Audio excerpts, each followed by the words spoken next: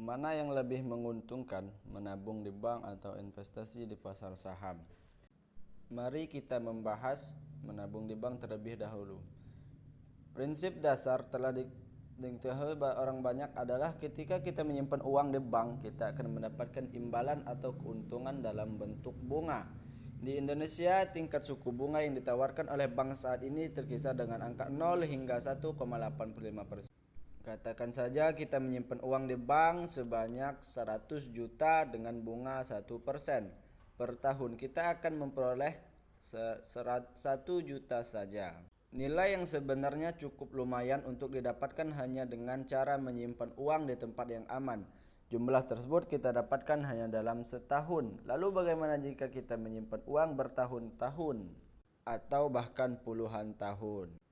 Tapi perlu diingat, untuk yang beragama Islam, bunga merupakan suatu yang haram. Jadi jika ingin menabung di bank, sebaiknya gunakan prinsip atau akad bagi hasil yang halal dalam Islam.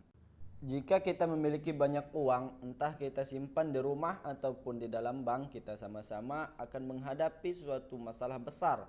Masalah yang dimaksud adalah inflasi. Apa itu inflasi? Sederhananya, inflasi adalah meningkatnya harga barang sehingga membuat nilai berkurang. Contohnya, jika kalian masih ingat, harga mie instan 15 tahun yang lalu masih berkisar di antara Rp500. Namun bagaimana dengan sekarang? Mie instan sekarang sudah mencapai harga Rp3.500. Kenaikan harga ini disebabkan oleh inflasi. Terjadinya inflasi sama seperti tingkat suku bunga. Tingkat inflasi di negara per tahun juga tidak menentu.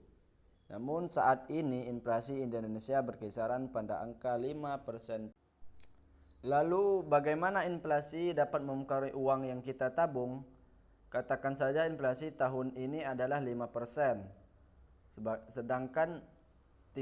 Sedangkan tingkat suku bunga yang kita peroleh dari tabungan bank hanya pada angka 1%. Maka tentu saja kita akan kehilangan 4% dari uang yang kita simpan. Untuk menyimpan uang dalam jangka waktu panjang, kita memerlukan instrumen yang dapat melawan inflasi. Salah satunya adalah pasar saham. Pasar saham merupakan instrumen investasi yang menyediakan profit terbesar di antara instrumen-instrumen lainnya. Sederhananya, saham merupakan surat tanda pemilikan terhadap suatu perusahaan. Satu lot sama dengan 100 lembar. Ketika kita membeli saham, maka kita akan menjadi salah satu pemilik suatu perusahaan. Lalu apa saja kelebihan investasi di pasar saham secara garis besar? Ketika kita berinvestasi di pasar saham, kita akan mendapatkan dua keuntungan. Yang pertama yaitu capital gain. Capital gain merupakan selisih harga dari awal kita melakukan pembelian dengan saat sekarang atau ketika kita menjual saham tersebut. Contohnya, pada saat membeli saham Gudang Garam, harganya adalah Rp24.800 per lembar.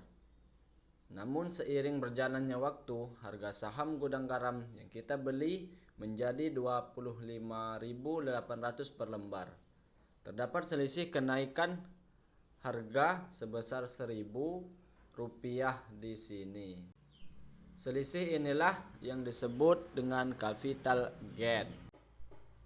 Selisih harga 1.500 ini adalah selisih harga yang kita dapat untuk satu lembar gudang garam. Jika kita memiliki satu lot gudang garam dengan selisih harga Rp1.000, maka kita akan mendapatkan keuntungan sebesar Rp1.000. Bayangkan kita dapat memiliki satu lot tetapi di angka 100 atau 1000 lot. Bukankah keuntungan akan kita dapatkan jauh lebih besar? Keuntungan yang kedua adalah pembagian dividen. Jika perusahaan yang kita beli memiliki kinerja yang baik, maka di akhir tahun kita akan mendapatkan dividen. Besarnya dividen yang akan diterima investor berbeda-beda tergantung perusahaan tempat investasi tersebut. Ada beberapa perusahaan yang pernah memberikan dividen hingga 100% pada investornya, seperti PT Organon Pharma Indonesia Tbk dengan kode perusahaan pada tahun 2022 lalu. Namun, investasi juga memiliki beberapa kelemahan. Salah satunya adalah tingginya risiko yang harus dihadapi para investor. Hal ini dikarenakan kita tidak tahu apa yang akan terjadi pada masa mendatang. Berbeda dengan menabung di bank, di mana dana kita akan terjamin aman di pasar saham. Di pasar saham kita harus teliti melakukan analisis terhadap perusahaan yang sekiranya hanya sahamnya akan naik. Jika tidak, kita akan dihadapi dengan risiko kehilangan sebagian uang yang kita investasikan.